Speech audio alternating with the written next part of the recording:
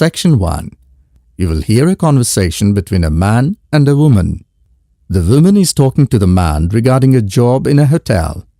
You have some time to look at questions.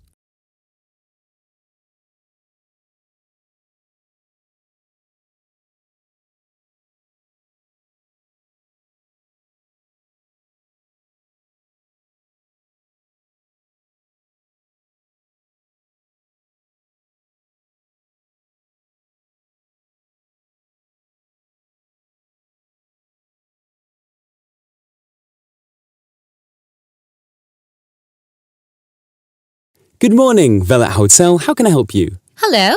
I read about your advertisement in the midday news. Yes, we have given more than one advertisement. Is that advertisement related to housekeeping staff? Right. I'm interested in the cleaning department. Great! Actually, I'm not dealing in this department. The person who is taking care of this department is not available today. Still, I can help you by giving you the basic details if you're interested. Oh, that will be great. What kind of staff are you looking for? The staff that we are looking for includes laundry, shoe polishing facilities, keeping the building clean, sweeping, mopping, dusting, vacuum cleaning, and bathroom cleaning. Housekeeping staff also clean the windows and public areas and remove trash and deposit it into the building dumpsters. Absolutely right. Can you tell me the working hours? We have 4 shifts. Early morning shift from 4 a.m. to 10 a.m, morning shift from 10 a.m. to 4 p.m, evening shift from 4 p.m. to 10 p.m, and night shift from 10 p.m. to 4 a.m. So, do you give the option to the people of choosing the shift timings? Actually, we do not encourage that. The reason is that everybody would choose the shift according to their preference, but we do allow replacing one week's shift with another shift timing. I think it would be better if I note all this down. Also, can you tell me about the day off system? We offer 2 days off and you can change the days on every alternative week of the month. Can you please tell me regarding the payment system? Absolutely, just a moment. Yes, I have them. You get $8 per hour, which includes your break. Now look at questions.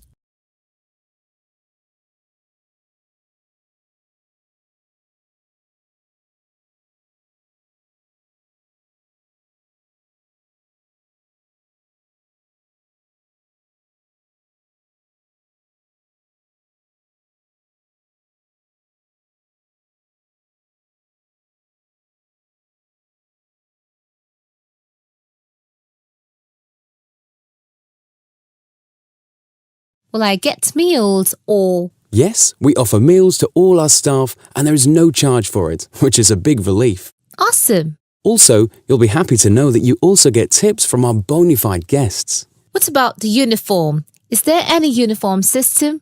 I mean, do you provide the clothes as a uniform? Of course, it slipped out of my mind. We do provide clothes for the uniform. Wow, that is good. As it is difficult for one to manage one's uniform, what is the colour of the uniform? Green shirt and cream trousers, no prints, just plain. Oh, I forgot to ask about the date. From when can I join? Can you hold for a minute? You can join from the first week of next month. You know the weather is improving. Perfect. I'm free from next month. Great. But I would like to inform you that you have to call again and speak with Miss Samantha Bradshaw, as she's the manager who is dealing with housekeeping department. She'll guide you as to when you come for the interaction with the manager. Not a problem. What time should I call again?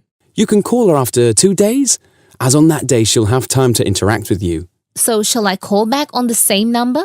No, I'll give you her number. The number is +044 888 333 5385. Okay, I will call her. Do tell her about all information which I've given you, and also you'll be asked some verification questions. Not a problem. Thank you very much. You are most welcome. That is the end of Section 1. You now have some time to check your answers.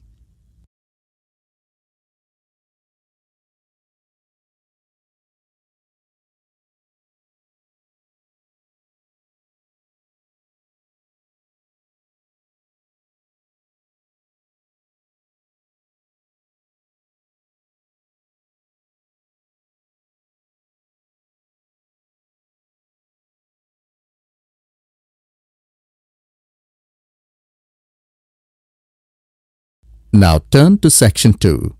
Section 2. You're going to hear a reporter from the New York Times who is presenting a news report prepared by Dion Searcy and Robert Gebeloff on the topic Middle Class Shrinks, further as more fall out instead of climbing up. First look at questions 11 to 13.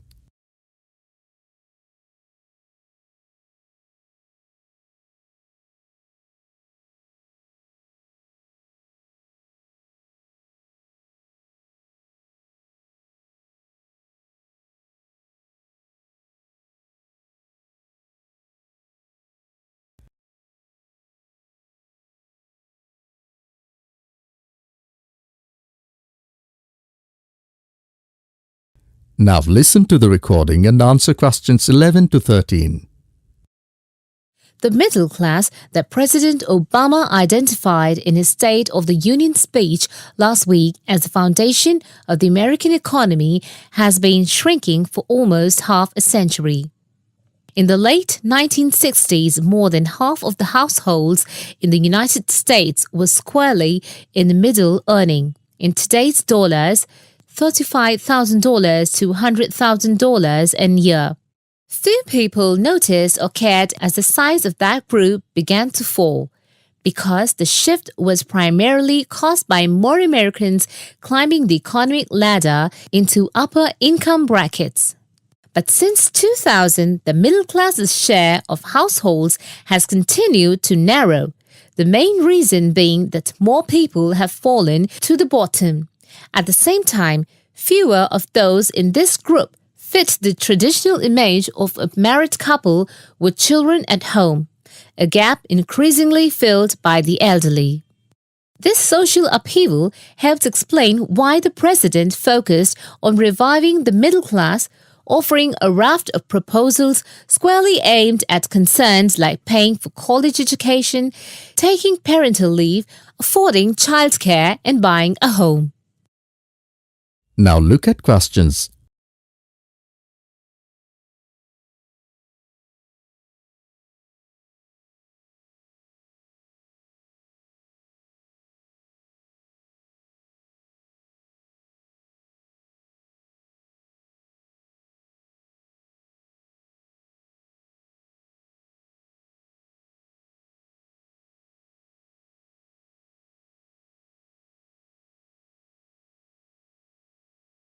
Middle-class economics means helping working families feel more secure in a world of constant change, Mr. Obama told Congress and the public. Still, regardless of their income, most Americans are identified as middle class. The term itself is so amorphous that politicians often cite the group in introducing proposals to engender wide appeal. The definition here starts at $35,000, which is about 50% higher than the official poverty level for a family of four and ends at the six-figure mark. Although many Americans in households making more than $100,000 consider themselves middle class, particularly those living in expensive regions like the Northeast and Pacific Coast, they have substantially more money than most people. However, the lines are drawn. It is clear that millions are struggling to hang on to accoutrements that most experts consider essential to a middle-class life.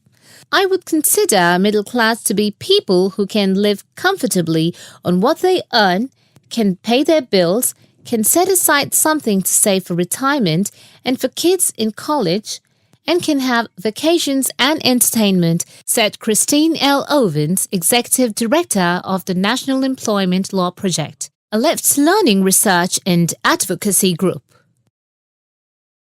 That is the end of Section 2.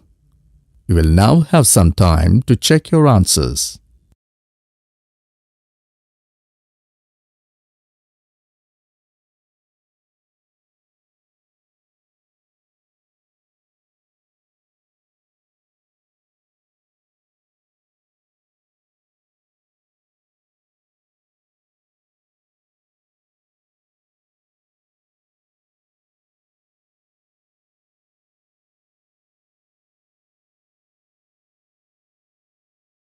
Now turn to Section 3. Section 3. In this section, you will hear an interview conducted by an interviewer Spiegel with the scientist Peter Piot, who discovered Ebola, a dangerous disease. Both of them are conversing about the disease and its origin. First, look at questions.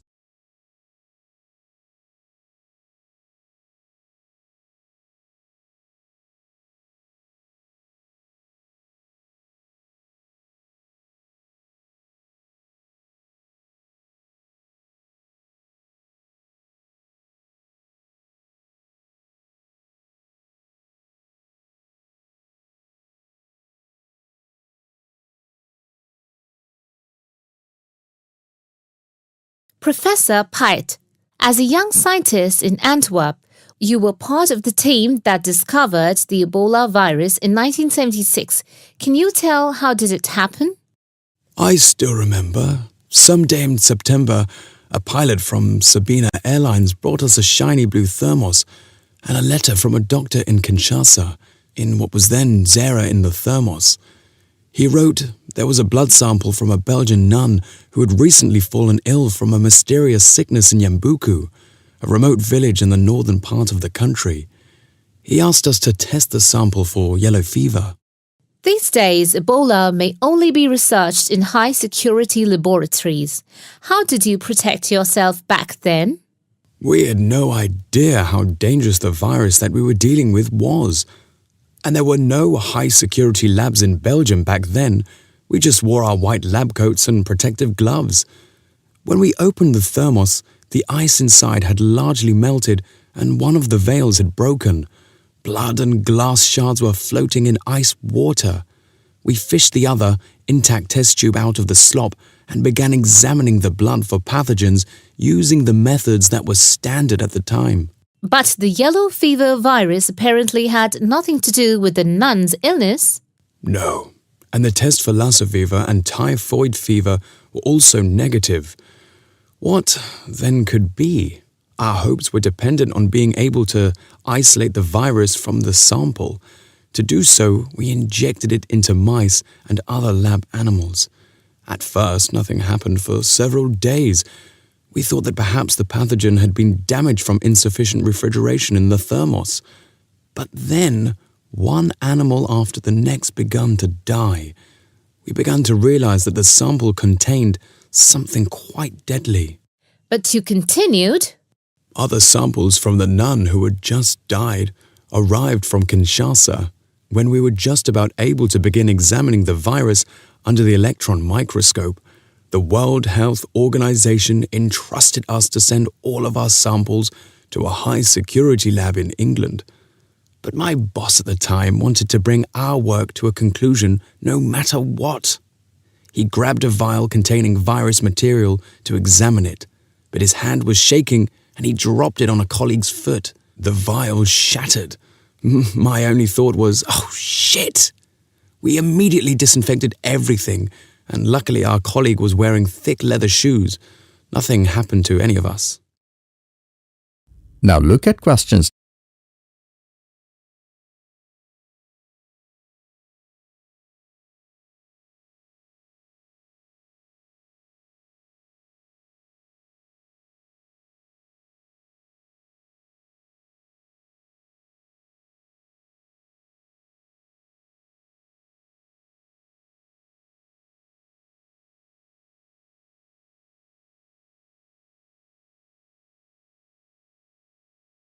In the end, you were finally able to create an image of the virus using the electron microscope. Yes, and our first thought was, what the hell is that? The virus that we'd spent so much time searching for was a very big, long, and worm-like. It had no similarities with yellow fever. Rather, it looked like the extremely dangerous Marburg virus, which, like Ebola, causes a hemorrhagic fever. In the 1960s, the virus killed several laboratory workers in Marburg, Germany. Were you afraid at that point? I knew almost nothing about the Marburg virus at the time. When I tell my students about it today, they think I must be from the Stone Age. But I actually had to go to the library and look it up in the Atlas of Virology. It was the American Center for Disease Control which determined a short time later that it wasn't the Marburg virus, but a related unknown virus. Hundreds of people had already succumbed to the virus in Yambuku and the area around it. You were also the one who gave the virus its name. Why Ebola? On that day, our team sat together till late into the night. We had a couple of drinks discussing the question. We definitely didn't want to name the new pathogen Yambuku virus because that would have stigmatized the place forever.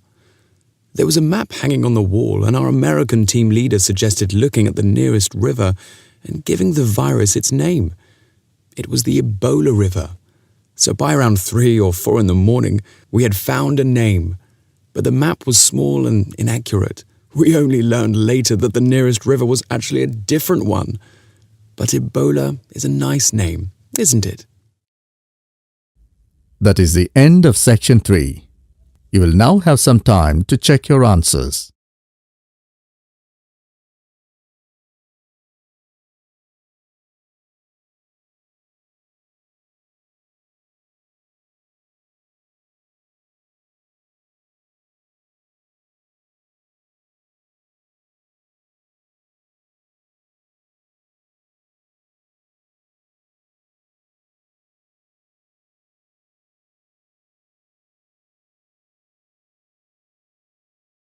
Now turn to section 4. Section 4. You will hear an extract from a talk given by a lecturer from Management Department of a university on the topic Job Satisfaction. First, you have some time to look at questions 31 to 40.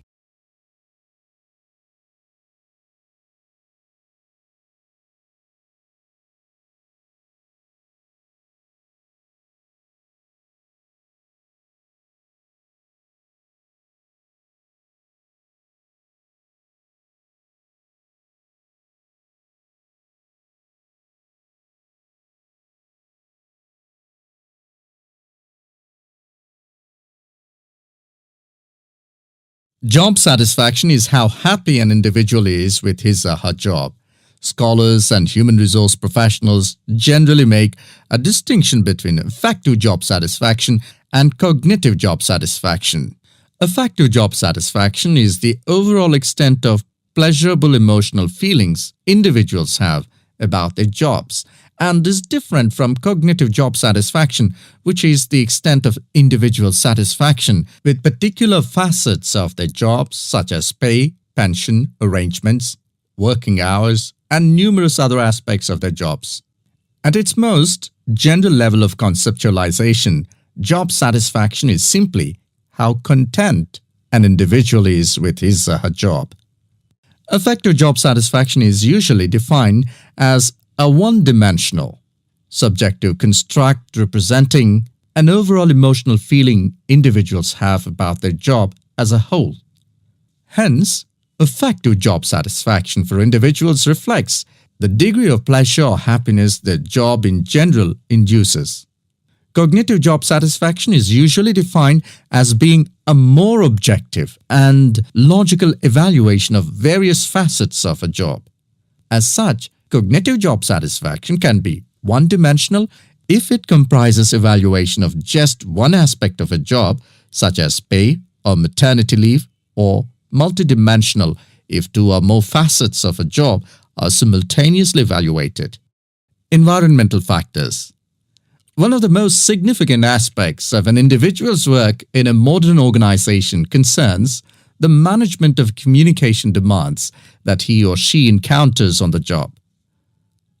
Demands can be characterized as a communication load.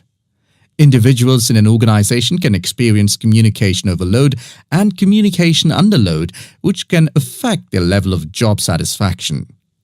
Communication overload can occur when an individual receives loads of message in a short period of time, which can result in unprocessed information, or when an individual faces more complex messages that are more difficult to process. Due to this process, given an individual's style of work and motivation to complete a task, when more inputs exist than outputs, the individual perceives a condition of overload which can be positively or negatively related to job satisfaction. In comparison, communication under load can occur when messages or inputs are sent below the individual's ability to process them. According to the ideas of communication overload and underload, if an individual does not receive enough input on the job or is unsuccessful in processing these inputs, the individual is more likely to become dissatisfied, aggravated, and unhappy with their work that leads to a low level of job satisfaction. Superior-subordinate communication. Superior-subordinate communication is an important influence on job satisfaction in the workplace. The way in which subordinates perceive a superior's behavior can positively or negatively influence job satisfaction. Communication behavior such as facial expression, eye contact, vocal expression, and body movement is crucial to the superior-subordinate relationship. Nonverbal messages play a central role in interpersonal interactions with respect to impression formation, deception, attraction, social influence, and emotional bonding. Individuals who dislike and think negatively about their supervisor are less willing to communicate or have motivation to work, whereas individuals who like and think positively of their supervisor are more likely to communicate and are satisfied with their job and work environment. A supervisor who uses nonverbal immediacy, friendliness, and open communication lines is more likely to receive positive feedback and high job satisfaction from a subordinate. Strategic employee recognition. Employee recognition is not only about gifts and points. It's about changing the corporate culture in order to meet goals and initiatives, and most importantly, to connect employees to the company's core values and beliefs. Strategic employee recognition is seen as the most important program, not only to improve employee retention and motivation, but also to positively influence the financial situation. The vast majority of companies want to be innovative, coming up with new products, business models, and better ways of doing things. However, innovation is not so easy to achieve. A CEO cannot just order it and so it will be achieved. You have to carefully manage an organization so that over time, innovations will emerge. Individual factors. Mood and emotions form the effective element of job satisfaction. Moods tend to be long-lasting, but often weaker states of uncertain origins, while emotions are often more intense, short-lived, and have a clear object or cause. Positive and negative emotions were also found to be significantly related to overall job satisfaction. It was found that suppression of unpleasant emotions decreases job satisfaction, and the amplification of pleasant emotions increases job satisfaction. There are two personality factors related to job satisfaction: alienation and locus of control. Employees who have an internal locus of control and feel less alienated are more likely to experience job satisfaction, job involvement, and organizational commitment. The characteristics like high self-esteem, self-efficacy, and low neuroticism are also related to job satisfaction. That is the end of section 4. You will now have some time to check your answers.